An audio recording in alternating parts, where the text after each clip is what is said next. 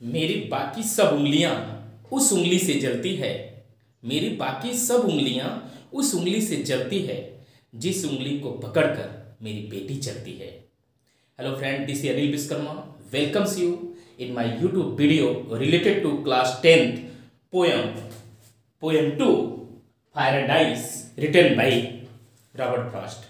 Friends, इस poem से पहले मैंने आपको एक पोएम और टीच किया था, स्पेशली डस्ट ऑफ स्नो। आप जानते हैं वो लेसन आप लोगों ने काफ़ी सराहाया था, काफ़ी तारीफ किया था, काफ़ी लाइक्स मिले थे।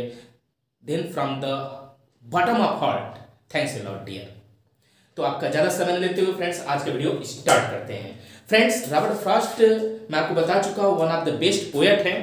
तो यहाँ पर फ्रेंड्स इन्होंने भी 2 स्टेंजा के थ्रू जो है पूरी पोएम को एक्सप्लेन किया है। लेकिन इस स्टेंजा को समझने से पहले फ्रेंड्स सबसे पहले इसकी हम समरी को देखते हैं।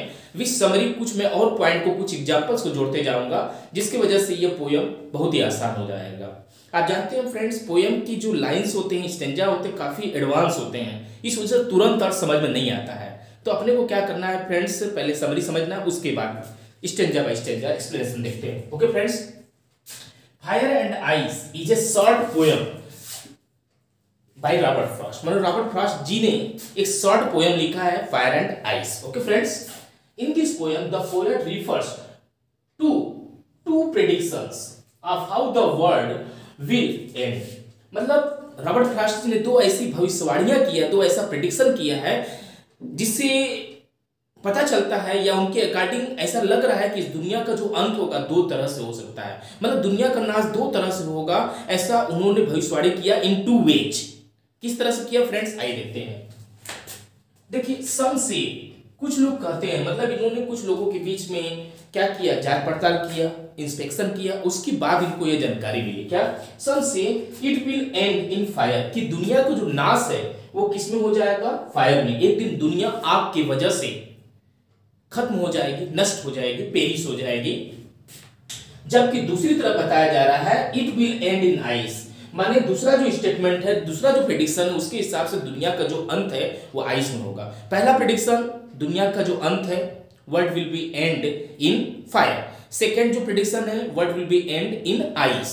दोनों अपोजिट बातें ली गई हैं। कैसे, आइए देखते हैं फ्रेंड्स। अकॉर्डिंग टू पोएट, तो यहां समझने से पहले हम इस चीज को देख लेते हैं फ्रेंड्स कि यहां जो फायर है, फायर मींस आग होता है, तो यहाँ तो आग तो है ही, और साथ ही साथ यहाँ मेटाफोर का यूज किया गया, मेटाफोर फिगर ऑफ स्पीच का यूज किया गया है, जिसकी वजह से फायर मींस यहाँ फ्रेंड्स क्या है, डिजायर, ग्रीड, अवराइस एंड लस्ट। मतलब जो महत्वाकांक्षाएं होती हैं, इच्छाएं होती हैं, लालच होती हैं, है ना, अवराइस होती हैं, और साथ ही साथ क्या है, लस्ट होती है, विलासिता और चीजें होती हैं।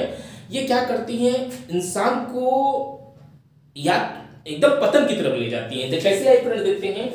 The more you try to satisfy them, जितना ज्यादा आप इनको सेटिस्फाई करने की कोशिश करेंगे, अर्थात जैसे लालच है आपके अंदर जाग गया है, लालच आ गया है, तो जितना ज्यादा आपका लालच जो है सेटिस्फाई होते चला जाएगा। जैसे 5 करोड़ पाने की इच्छा है, 5 करोड़ मिल गया तो आपकी इच्छा और बढ़ेगी, ग्रो अप करती चली जाएगी। मतलब इच्छा कम नहीं होती है, मतलब जो डिजायर, जो इच्छा है वो महत्वाकांक्षा में चेंज हो जाती है।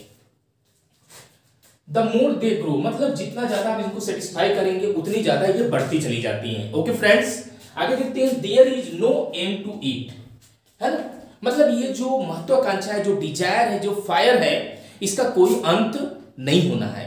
आगे देखिए फ्रेंड्स, बता रहा है कि the spread rapidly like fire, और ये जो डिजायर है, ग्रीड है, एवराइस है, लस्ट है, ये क्या होते हैं, आग की तरफ बढ़ते चले जाते हैं। जिस तरह से आग, जंगल की आग फैलती चली जाती है, उस तरह से ये भी फैलते चले जाते हैं, कभी भी इनका अंत होते हुए नजर नहीं आता है। ओके फ्रेंड्स, आगे देखते हैं friends. And engulf your whole life, और साथ ही साथ पूरी जिंदगी को ये निगल जाती है, अर्थात दुनिया का अंत हो जाएगा, है ना फ्रेंड्स। आगे देखते हैं। One becomes selfish and sometime cruel also, और ये जो डिजायर है, ये जो ग्रीड है, ये जो अवराइस है, ये जो लस्ट है, ये क्या करते हैं फ्रेंड्स, हमको सेल्फिश बना देते हैं, और साथ कभी कभी हमको एकदम निर्दयी बना देते हैं, क्रूएल बना देते हैं। आगे देखते हैं friends. On the other hand, यदि दूसरी तरफ देखें, इसके जस्ट वाइस वर्सा में देखें फ्रेंड्स, आइस के केस में देखें, तो आइस मींस फ्रेंड्स यहां पर क्या चीज है, हेट्रेड, नफरत, कोल्डनेस, और साथ ही साथ रिजिडिटी को बता रहा है। रिजिडिटी मतलब एकदम कड़क स्वभाव हो जाना, कट्टर हो जाना।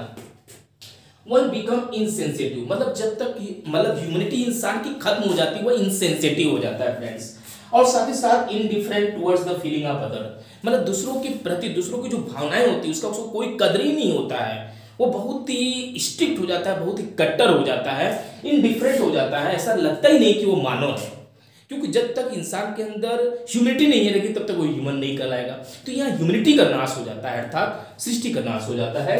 The poet says that fire and ice are growing with such rapid speed, fire और आइस ये इतनी तेज बढ़ रहे हैं कि ऐसा लगता है कि वेरी सून, है ना, कि ये दुनिया का जो अंत है या तो आग में, या तो कोल्ड से, या तो आग से, या तो बर्फ से, एक न एक दिन ये क्या हो जाएगा, एंड हो जाएगा, पेरिश हो जाएगा, या बहुत जल्दी इसका अंत हो जाएगा।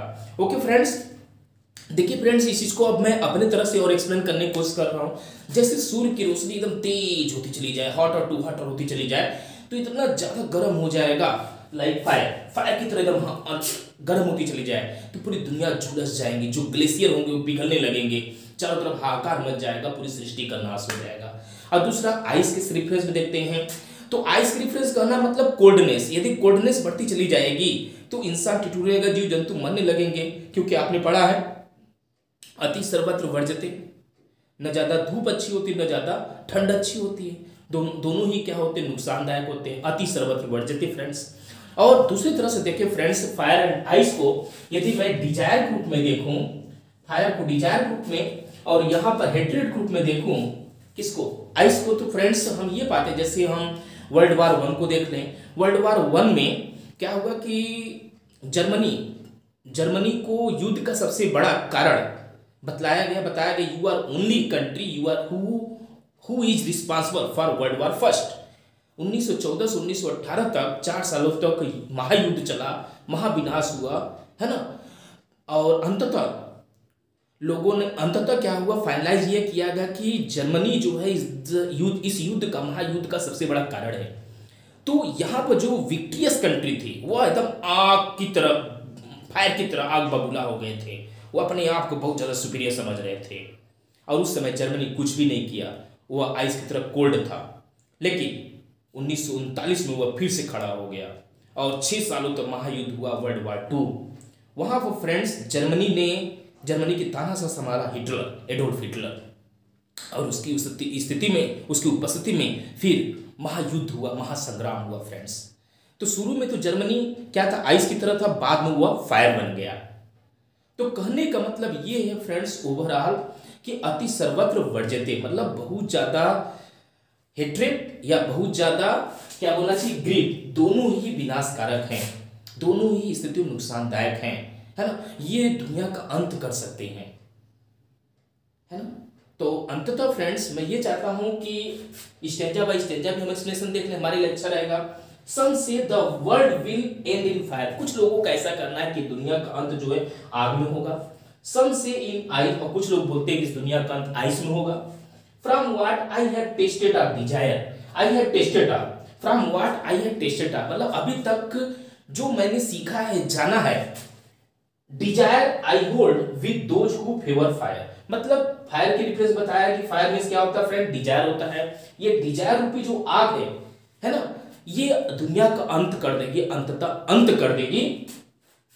मतलब आई होल्ड विद दोज, मैं उन व्यक्तियों का साथ देता हूं जिनके हिसाब से इस दुनिया का अंत आग में होगा, मैं उनके पक्ष में हूं, पोएट कह रहा है। उसके बाद देखते हैं फ्रेंड्स दूसरे स्टेंजा में पोएट रॉबर्ट फ्रॉस्ट जी का क्या कहना है।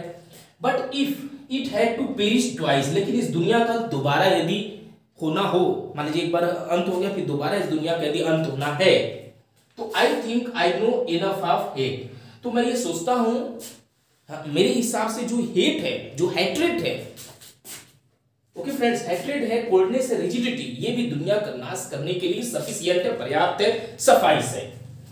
To say that for destruction, विनाश के लिए, ice is also great, ice खुद में महान, मतलब आइस भी क्या है, ग्रेट है, मतलब इस दुनिया का नाश करने के लिए न केवल फायर बल्कि इस दुनिया का नाश करने के लिए आइस भी ग्रेट है। एंड वुड सफाइस, और सफिशिएंट होगा, मतलब इस दुनिया के नाश करने के लिए न केवल आग बल्कि आइस भी रिस्पांसिबल है दुनिया के नाश करने के लिए, मतलब न केवल desire, greed, avoids and lust will destroy the world, but also hatred, coldness and rigidity will destroy or can destroy the world। इस वजह से फ्रेंड्स मिलजुल कर रहिए, मस्त रहिए, खुश रहिए। Bye friends. आई थिंक आज का वीडियो आपको अच्छा लगा हो, ज़्यादा लाइक करिए, शेयर करिए, सब्सक्राइब करिए। Okay, thanks for watching.